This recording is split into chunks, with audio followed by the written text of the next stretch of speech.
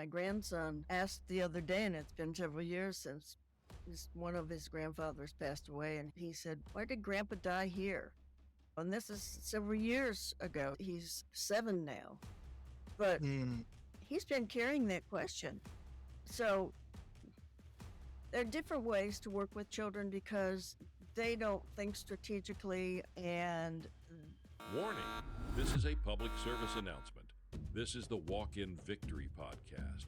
Here we have conversations that provides insight on how you can craft and design your future from the inside out. If that's not you,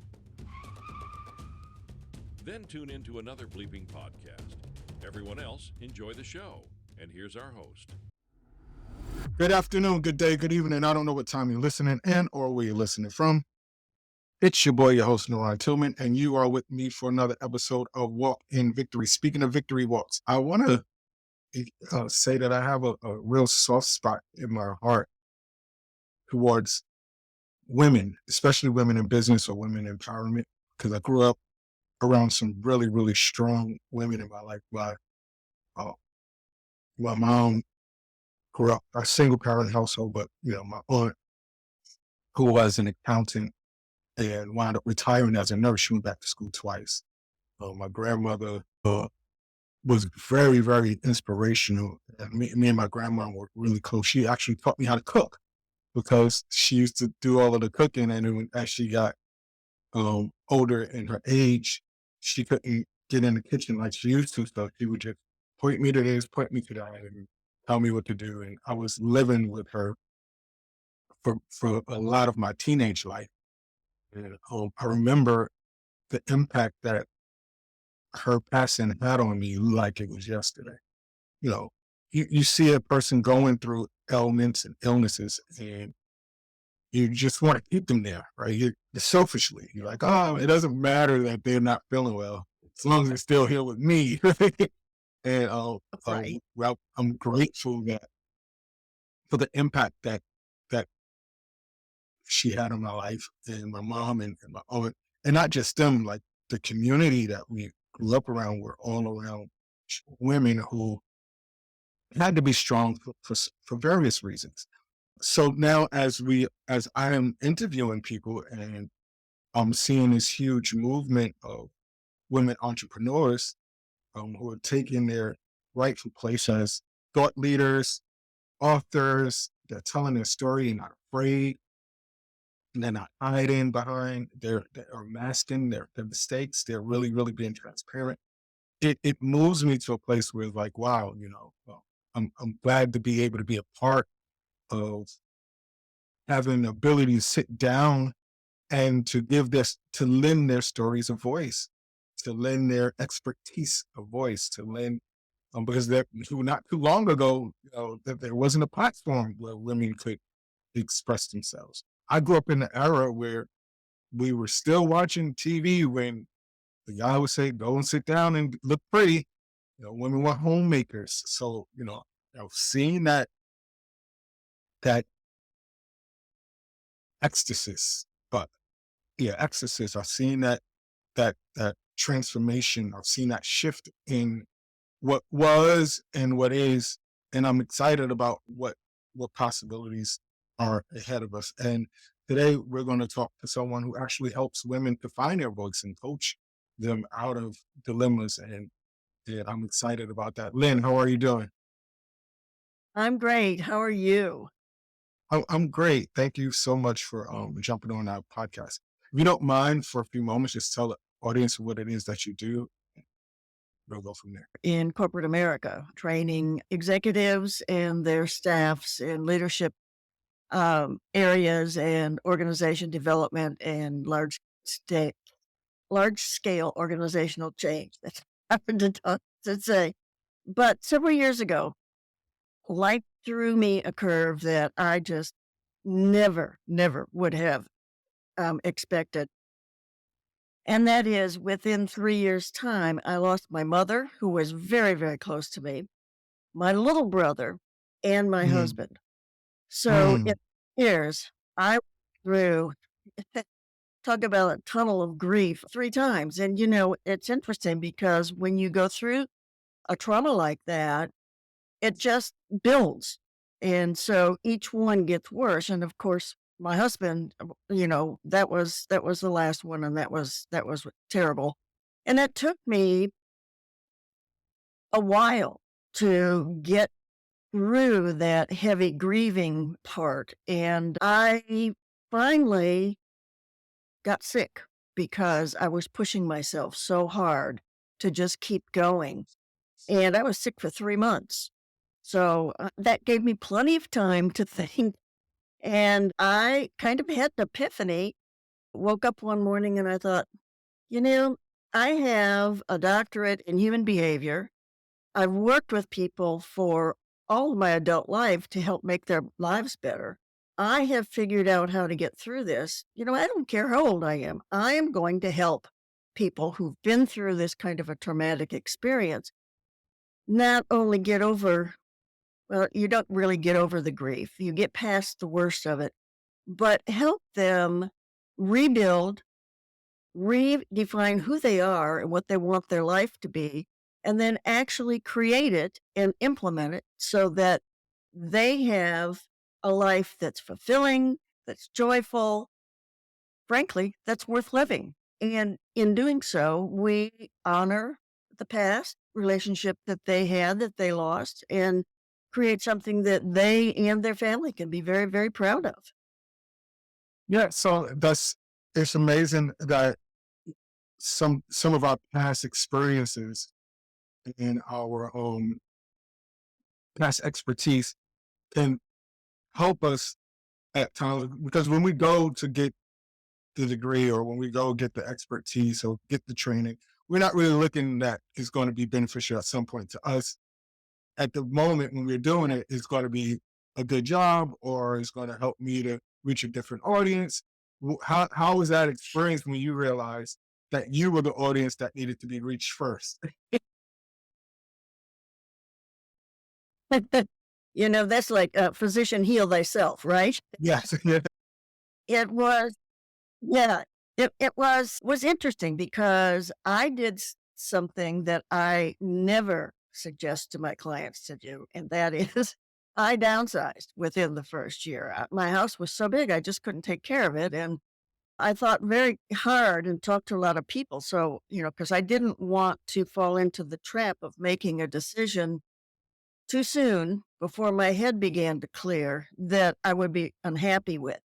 But, I just pushed, and I think when it really hit me was when I got sick, one thing after another for 3 months. And I finally realized my body was saying, stop, hold on. You need to get a grip here and figure out what's going on. And that's when I realized, yeah, right. You know how to do this, but you haven't done it for yourself. So figure it out and get yourself together, which is So what I now, did. yeah, now you're on the other side of it, and I'm pretty sure that because you're organizational trainer, so as you're doing the steps and you're going through it, you develop a system that you realize that can help others do the same thing.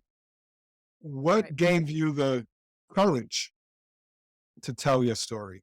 And some people, you can say, "Hey, I'm healed.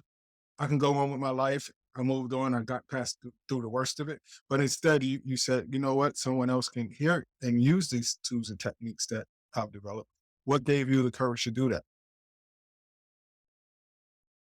Well, a couple things. One is that I just couldn't do the grief groups, early on grief groups, because it seemed to me that what was happening was that people were just wallowing in their misery, and nobody was giving them any guidance on, how to get past that, how to, like I'd like to say, rise above it. Like I said, you don't ever get over the grief. It does lessen, but you need to rise above it and figure out how to take the pain points. For instance, loneliness is a huge pain point. How do you turn that into connection? How do you get your self-esteem back? How do you figure out who you are now? And so I just kind of looked at all of those pain points And, I've been doing training for years and years and years. So I knew all of the techniques and a lot of the things that needed to happen first in your mind, the way you think, the way you process things, all those self-limiting beliefs, all that stuff has to be cleared before you can have a new outlook on life because the grief is so overwhelming. And of course, for quite a long time, you have what we call brain fog, or some people call it widow's fog, that your brain it just does not want to work. And frankly, part of that is that immediately when you've experienced a loss, your brain rewires itself, which is an interesting thing. But your brain makes sense of your life by incorporating all the things and people and everything that you're around all the time so that it connects things so that you understand where you are and what you're doing. And it rewires itself because it realizes, oh, that important person isn't here. And it takes it quite a long time to figure out and kind of settle down. And one of the tasks we have is to help it rewire again into your new situation. Because if you don't, then you get into what's called prolonged grief. And that can be, you know, emotionally, psychologically, and physically devastating. So as you began to process, begin to use the tools and techniques, when did you know that you had something that you could tangibly share with others? And how did you go about getting the word out? Okay. I've always loved to create training. And so I just went when I had that wake up, I can do this. I immediately set to creating a program that would sustain people and get them totally through the transition. And I don't leave my clients, like, okay, you've got a plan now for moving forward, go do it. I stay with them until I know that they have made the transition and that it's sticking and they've got that new life that they want. And so I have been working with doing a lot of podcasts trying to get the word out. And I am also working with the people who serve individuals in this capacity. So, like estate planners, lawyers, physicians, because there's not that much out there that will take people, through the process all the way to, something that's wonderful and a new way to live.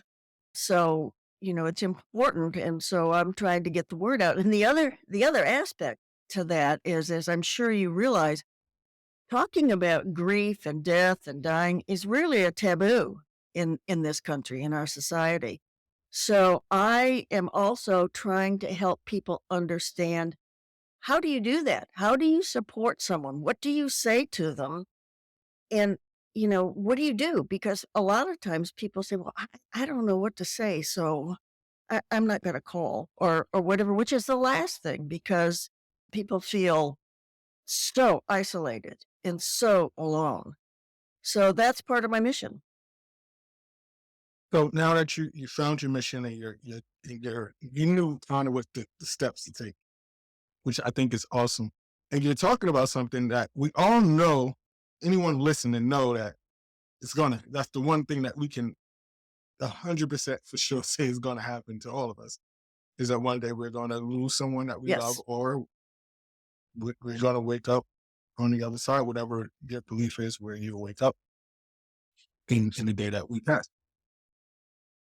The unique thing that I find is that you're a senior, right? And most people would quit and bow down. You said something in like in getting, you got over the hurt or the embarrassment. Like what do you think in that process caused people to feel like it's their fault, or feel like they're embarrassed, or feel like it's something that they could have done? As you started shaping out your program, how do people come to that assessment that it was something that they may have said, something that they might have done, or something that they could have said, or something that they could have done to help through their loved one? To help them get through the grief process? Or to help their love, because sometimes they blame Or themselves. They blame themselves because the loved one is gone. sure, right. And that's true. That is a very important psychological thing that we work on because, reality is that they probably didn't do anything. It was something that was already in process. And, if it was like a car accident, nobody could have guessed that. So it's really a matter of helping people see the reality of things. And I find that, as in most instances, it doesn't really matter how you get somewhere. What matters is how you move forward. And Mm, so I don't want to discount, because that's not the point at all. But we need to learn to be resilient and flexible, and we need to learn how to move forward while honoring the relationship we had, the past, and finding ways to bring that forward without being maudlin about it and, just refusing to go in somebody's closet, or, any of those sorts of things that happen, and the hurt is so great in the beginning. And, so many people say, and I could have too, I could have said, well, if I'd only made sure he went to the doctor sooner. But you know what? The reality is, I couldn't tell him to go to the doctor. He wouldn't do it. So it wouldn't have mattered how many times I suggested. Eventually, he would have gotten angry. So, you don't have that much control over another person. And it takes a lot of work to help people get to that point, but it's an important barrier for them to overcome. as you develop your system, what were some of the key what are some of the key ingredients that are universal? Because everybody is different, but there's some key elements, there's some foundational points that are universal to the process. What were some of those things that were some of Right. your must-haves? I think some of the must-haves are to really get someone in touch with their values and beliefs and make sure those are aligned. And, that's a matter of doing a lot of exercises, mental and so forth, to really understand what that means in terms of living your values. Because if they're Mm, not aligned with how you're living, you just have so much stress. So that's one piece. And then kind of your mindset, your worldview, how you think about things, how you language things, and that includes the self-limiting beliefs. How do we need to identify those and work through them and replace them with something that's much more supportive of us, who we are. And then a huge piece is figuring out who the heck we are now, mm, that it's just me, I'm alone. And the truth of the matter is that when you lose someone that you're that close to, absolutely everything in your life changes, from the way you wake up in the morning to the way you prepare food to, all for the day. It's just you have to adjust to absolutely everything. So all of that is a huge mental, psychological package that has to be kind of taken apart and reformed so that you do begin to understand that you do have a new identity and you can identify what that is, keeping that aligned with your values and beliefs. And then figuring out, okay, if that's who I am, what do I need in my environment to support that so that I mm. can move forward? Which is a piece I think most people miss. And then I go then from there into getting really clear on a future vision. And we can move from that into creating the new. the new you, the new life that's worth living.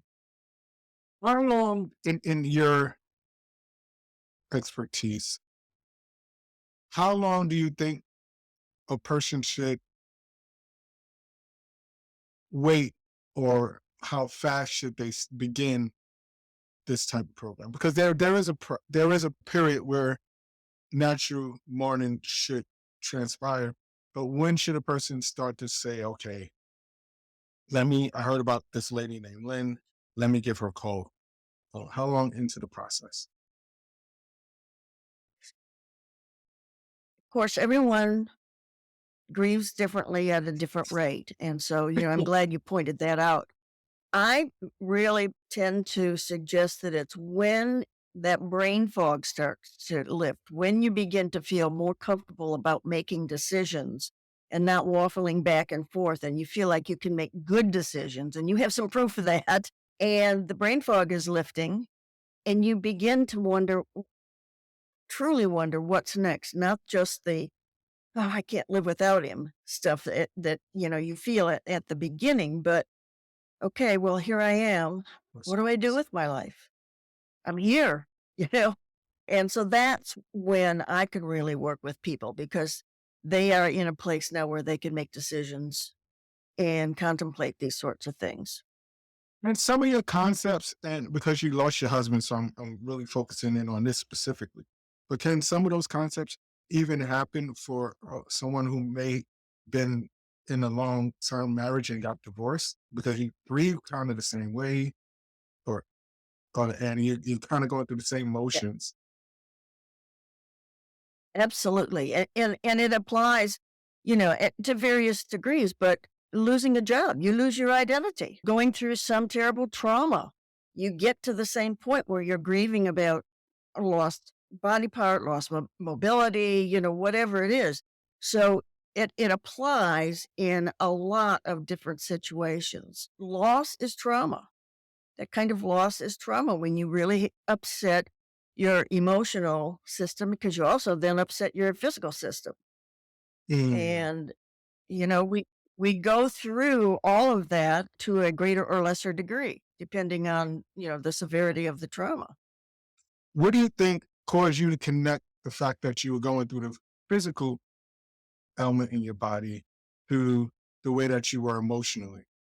What do you think gave you that connection? Well, I knew immediately that I couldn't eat. I had no intention, no desire for food, and that's still after several years, like one of those things where I open the refrigerator and look in it and go, "Ugh, nothing looks good. I don't really want to eat, So that's something that I still have to fight daily to make sure that I stay healthy.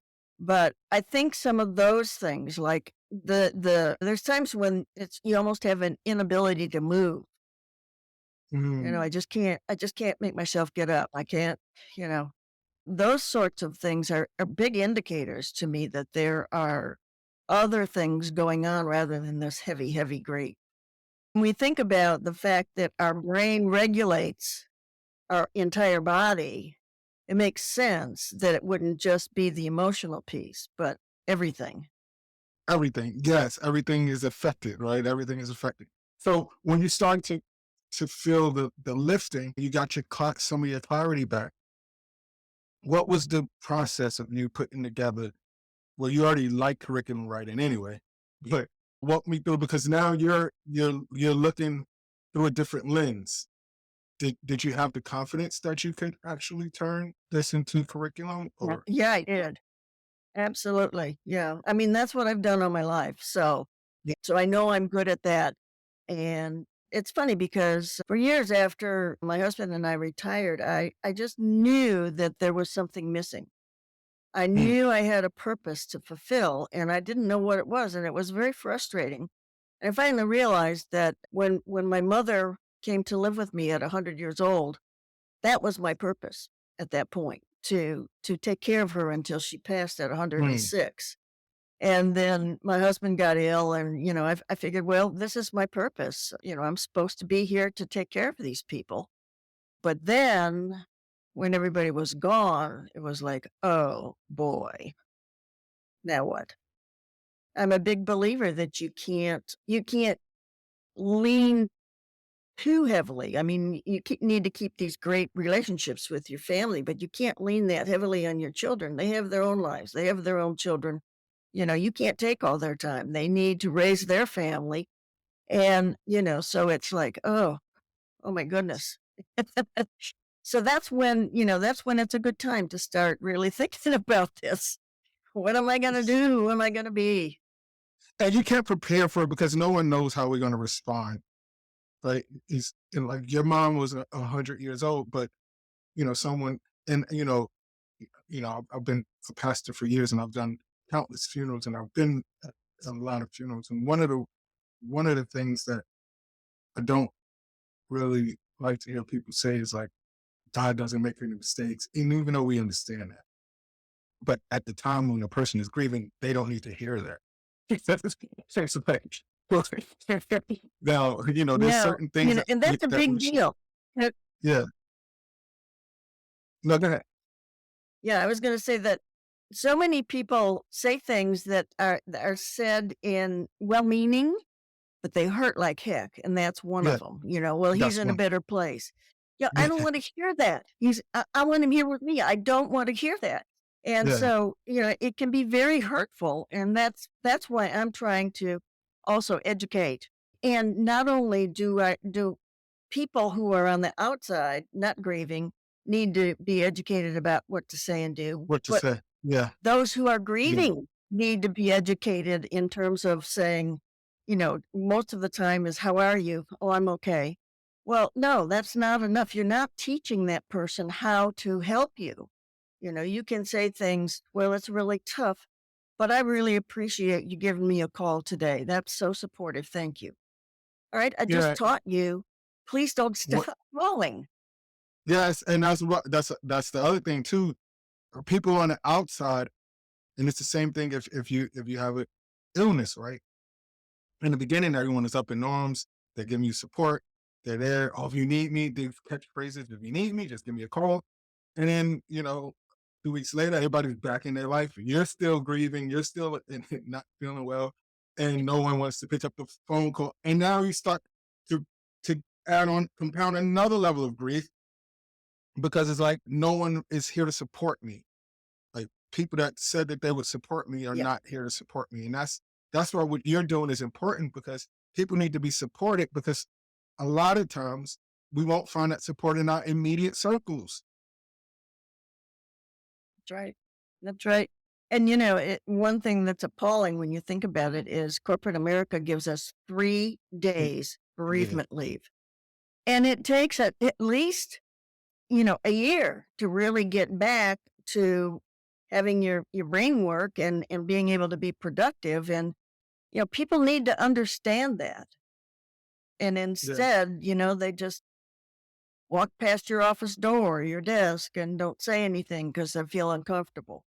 They'll load you up with work because you're the only one that can really get it done. Right. What's the matter with you? Why aren't you doing this like you used Yeah, to? hey, we're going out Yeah, for and those drinks things, tonight. that's tough You to hear. feel like hanging out? No, I don't feel like hanging out. I don't even want to be here. Yeah, exactly. Exactly. Well, Lynn, thank you so much for joining us in this great conversation. And I love the fact that you've taken your knowledge, your pain, married them together, and created something that can be helpful for everyone. Well, my last thing is children. Is it the same systems for children who may have lost a sibling or a father? Because that's so sensitive and that's such an age where things can splinter and they don't really have the capacity. Some children may not have the capacity to express their feelings, whereas adults, we have a little bit, we should have a little Right. bit more intelligence, but children just may recluse and shell up. Yeah. Yeah, they do. As a matter of fact, my grandson asked the other day, and it's been several years since one of his grandfathers passed away, and he said, "Well, why did Grandpa die here?" and this is several years ago. He's 7 now, but Mm, he's been carrying that question. So there are there are different ways to work with children because they don't think strategically, and a lot of play can go on with them. They they really need to have these support that so they can talk and that it's okay to talk. That's some of the first things. It's okay to grieve. I know when my son-in-law's dad passed, nobody wanted to talk about it. Nobody wanted to grieve in front of the kids, and I said, "They need to understand that we're broken too." And so, it takes you take a different avenue, but the most important things are that they are loved, they did nothing wrong. It we need to grieve. It's important for us to do that honors the person, and it helps us relieve some of the heavy emotion we're feeling. So, yeah, it's a tough area, yeah, and kids because are so vulnerable.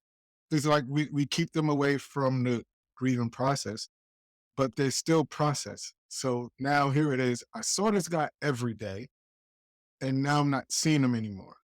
And now everybody around me is acting funny. Yeah, What? yeah, yeah. And then, Yeah. with their little minds can start saying, well, what did I do wrong to run this person away? If we don't really help to try to Mhm. get them to Exactly. understand. Because Right. as little kids, we always feel like it's our faults. Yeah, we're bad. I have a funny story in my, signature talk about waking up one Christmas morning. I guess I was about 3, and my brother and I running out to see what's under the Christmas tree, and I got a pair of skunk slippers, and I thought, "Skunk stink. Do I stink?" Mm. And that little brain carried that for a long time. I'm not good enough. And, I'm a and, smelly and little instead of kid. and instead of getting And the answer, you who carried would it have in your heart. thought? Yeah. It's wow. Yeah, Wow. yeah, who would have thought? Wow. Well, my last question for you, what books have influenced you? Could be fiction and nonfiction that you would recommend people to pick up and read For grief? for anything, any books. Oh, okay. Well, I have a huge library of leadership books and business books. I think a book that I have really enjoyed lately is a book by Kristen Hanna called The Women, and it's about the nurses in Vietnam and the Mm, fact that our country would never acknowledge that we had women in Vietnam. It's a fascinating story about how they survived because they were in the war zone, so they saw the worst. And they wow. saw these boys die and they couldn't do anything about it, but it's a lovely, lovely book. The Women by Kristen Hanna. Thank you very much. Listen, everybody, all of Lynn's information is in the description. We all know someone that can use a little help getting through this process. And why not them together? Because this is what she does, and she's very good and passionate about it and caring.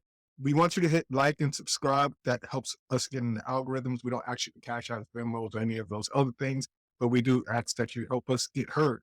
And you do that by hitting like and subscribe. If you're listening to a place where you can leave a review there. That also is helpful. And go to our website, walkinvictory.me.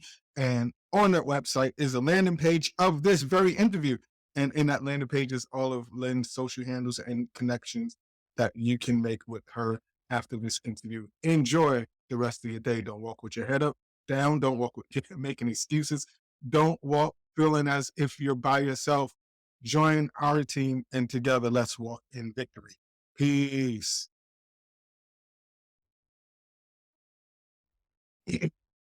Thank you so much.